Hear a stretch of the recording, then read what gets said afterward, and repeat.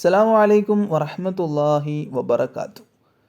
പാല് കറക്കുന്നതായിട്ട് സ്വപ്നം കണ്ടാൽ, ഒരാൾ പാല് കറക്കുന്നതായിട്ട് അങ്ങനെ സ്വപ്നം കാണുകയാണ്, അല്ലെങ്കിൽ പാല് കറന്ന് കുടിക്കുന്നതായിട്ട് അങ്ങനെ സ്വപ്നം കാണുകയാണ്. അപ്പോൾ അതിൻ്റെ വ്യാഖ്യാനങ്ങളൊക്കെ മാറും. അതുമാത്രമല്ല, മൃഗങ്ങളുടെ പാല് മാറുന്നതിനനുസരിച്ചിട്ട് വ്യാഖ്യാനങ്ങൾ മാറും. നമ്മൾ കഴിഞ്ഞ ഇതിൽ പറഞ്ഞിട്ടുണ്ടായിരുന്നു, പന്നിയുടെ പാല് കുടിക്കുന്നതായിട്ട് സ്വപ്നം കണ്ടാൽ, ഇനി വേറെ ഏതെങ്കിലും മൃഗങ്ങൾ ഒട്ടകത്തിൻ്റെ പാല് കുടിക്കുന്നതായിട്ട് സ്വപ്നം കണ്ടാൽ, അങ്ങനെ പാല് പല രീതിയിലും അതിന് വ്യാഖ്യാനങ്ങൾ അങ്ങനെ മാറിക്കൊണ്ടേയിരിക്കും.